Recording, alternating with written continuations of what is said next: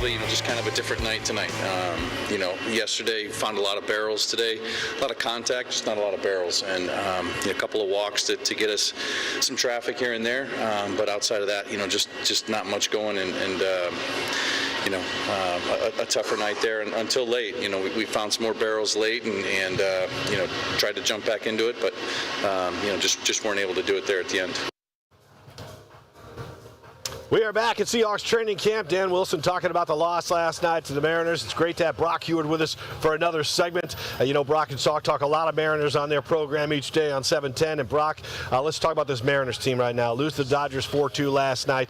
Mariners only had one hit going into the 8th inning, which seems a little bit like a broken record. But I think fans were hoping they would build off that nice win in the opening game of the series. And that second win just doesn't seem to come. Yeah, you're just kind of, that word you just said, hope. You're just kind of hoping. Like every series, like that's a Cal Raleigh home run. Oh, that's kind of nice. Oh, there's some home runs. There's some slug. That's who we thought. You're just kind of constantly hoping. But in the end, this is a bottom line business. And in the end, you're 6-14 in your last 20 games. Right before the organization's got to make decisions on what do we do with this team? Who do we add? How do we complement? Right? You're not giving Justin and Jerry a whole lot of data points to say, let's go big, man. Let's go for it. Let's go get it done, because on the field play is more about hope than it is execution. Why is this season seem tougher than any season that I've watched? Chris, right? Like it's you were right there on the precipice of the World Series, which we've never been to in this market. You're right there, and you bring everybody back, and like you sign Josh Naylor, and you bring in Brendan Donovan, who was the cherry on top. Like, because on paper, right, on your little notes here, like, yeah, I feel really good about it. When you went down, well, you didn't go to Peoria because you were in Italy. Yeah. But had you been in Peoria this year, you would have done what everybody did that covered the team down there. Everybody, from Greg Amsinger at MLB to Buster Olney to everybody. They're like, this is a World Series contending team. This is a World Series, like on paper, this is a World Series contending team. And that's why it stings so much right now when they struggle. Well, and we're 2/3 of the season through, and I still look at this roster, I look at the pitching staff, and I say, this is still a World Series team, but we're running out of time, Brock. That's right. So when is it going to, and how is it going to get put together? It's almost like the baseball fate is just testing Paul and Chris and me and all the Mariners fans. Like, how patient can you be? How patient are you? can you? Because the hot streak's coming, right? Like, you're at the craps table. Mike Heward still likes to play it. Pisses Peg off a lot, but he still likes to go play his craps. And he's like, it's going to get hot at some point, right? It's going to get hot, and when it gets hot, it stays hot. And you're just kind of, honestly, part of me is every time we're critical, and it's rightfully to be critical because they're not playing to their potential or expectation, you're just like, in the back of my head, I'm like, be careful. Be careful, because this team could reel off 8 or 9 in a row. Like, be careful. And you're just, let's see how patient you can be, but it is hard to be when the expectations are so high. Okay, let's talk about tonight's game. Bryce Miller was supposed to start tonight's game. Manager Dan Wilson says he's going to give him an extra day's rest. So Bryan Woo is going to start. We all know his documented troubles on the road.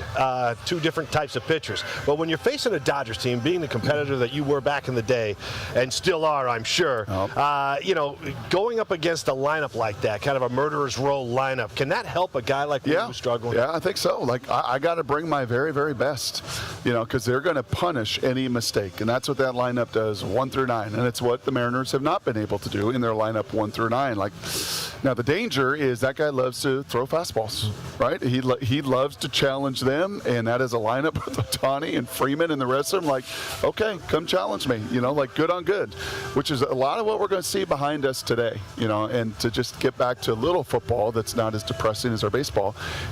There's different coaches that have different beliefs and philosophies. Mike comes from the Harbaugh philosophy, which is good on good, ones on ones. I'm not going 1s on 2s. I'm not scripting so this side has great success and this side, like, no, we're not doing that. We're playing ball and we're going good on good. And tonight, Mr. Woo knows, like, good on good.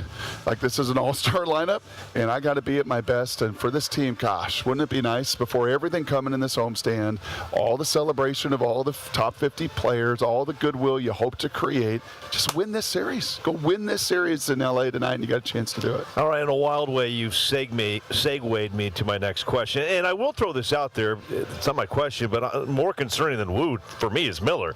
This is not one day off. Right. They're on a 6-man rotation. This Correct. is 2 days off. So I think this is something to keep a close eye on. He'll be pitching again on Friday. But you talk about Coach McDonald. We talk about potential expectations. That all goes to the leader. It does. It's Dan. I mean, right? All that stuff we just said about Mike, like, that goes on Dan. And a year ago, what were we saying about Dan Wilson? Oh, it's great. He empowers his players. Look at what Cal Raleigh's doing. Cal's on a run that's never been done in history, and Dan got rightfully a lot of flowers. That's what you're going to get when you're the captain and you're the skipper and your team succeeds. And on the flip side, when they're 3 games under 500 and they're struggling the way they are, like, Dan Wilson's a big boy. He knows it. He used to call those pitches for Randy, right? Fastball, slider. He was behind the dish. He did it. He knows. And if I call the wrong pitch and it gets hit out, like, I got to own it. I got to wear it. And right now they're wearing it. All right, Luis Castillo is a guy who's been in the spotlight for several months now, it seems like. He talked about the possibility of being traded for a 6th time in his career, and he's trying to not let it bother him. In the Seattle Times, here's a quote from Luis Castillo. I've been traded a couple of times in my career, so you just try to focus and do your work here.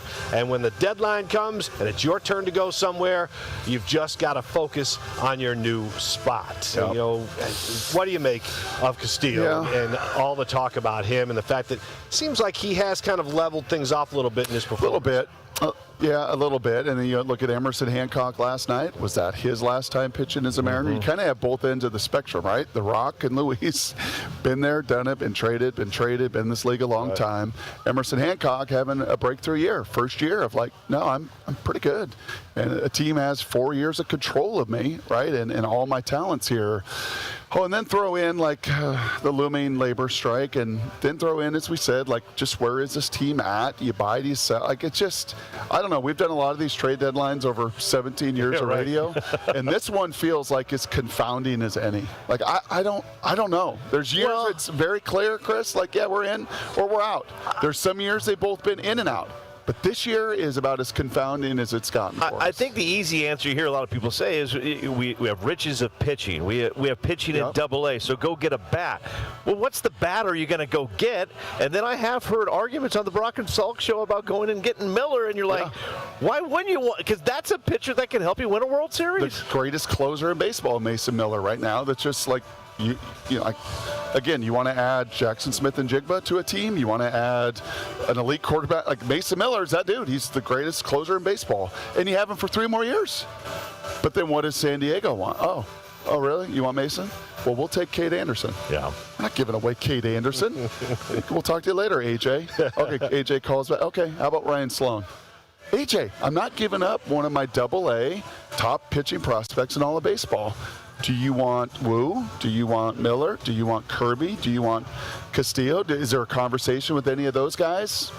That may be more reasonable, but we'll see. I mean, DePoto wants Josh Naylor to be Josh Naylor, Cal Raleigh to be Cal Raleigh, Julio Rodriguez to be Julio Rodriguez, Brendan Donovan to come from Tacoma, but we're 2/3 of the season through. Will we see that? That's the big question right now. How patient are you, Egan? I'm not. Huh? I'm having a hard time. How do you do with I'm your taking son? heart pills every night. How do you do with Austin when he's out there pitching? Are you calm, cool, and collected? You want me to be honest? Watching the kids. I want the truth, Chris. This is not great advice. Some of my best parent watching is usually when I've had a few drinks. So I've had a bottle of wine. Oh, great. I don't want to advertise that, but that's usually when I can tell when my wife's got a mixed cocktail. I'm like, Austin boy. must be in. I don't even know how to break this up. How are you going to segue that, Paul? I'll just bring it back to the sports world a little bit. You know, Brock, Chris brought it up, and we've talked a lot about it on our show. I'm sure you've talked about it on your show. But when you look at what's out there, and Jerry DePoto says, we're waiting for our players to step up, get healthy, fill in, and play the way they're used to playing. You know, their big three aren't getting it done. And one hit last night between the three of them.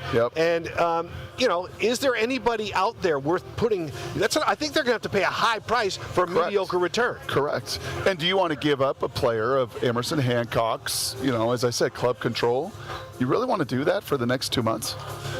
And will that player come and hit in one of the hardest places to hit in all of baseball? And what impact and effect will it have on him? It is why that organization, a lot like this one here, believes so strongly in draft and develop. Trade is the third piece of it. But we've got to draft and we've got to develop. And you've drafted Julio, you've drafted Cal, you've drafted Colt Emerson, you've drafted Cole Young, you've drafted all your pitchers, you've drafted all of those guys. Some of them have developed and been unbelievably fruitful this year, and some are just in this rut that's like, come on, boys. Come on. So I'm going to have the belief right here with you two. I'm going to have the belief that patience card, and that patience is going to trump, is going to be the shortcut, and is going to trump this thing. And eventually, and maybe tonight, and this homestand, we finally get to see it. So I can be like Paul Sylvie was last year at this time with the Seahawks. Feeling good. I might be right on this one and feeling good. I like it. We're going to save this clip? Is that what I like it. We're going to hold this clip. I do have to ask, final question. Yeah. You've got the Brock and Salk show. You're also coaching now. Yeah. High school football. What do you take from the great Mike Heward that you bring on to the high school field to this day? Oh, there's more emotion than I'm like, gosh, can I just be like Coach Dungy? You're so calm. His heart rate never rate. Can I be like Coach Dungy out there? And then 5 minutes into practice, come on, get passed out. I just can't do it, Chris. So, yeah, that's what I take. A lot of that emotion and passion, and a whole bunch of that stuff. I love it. Well,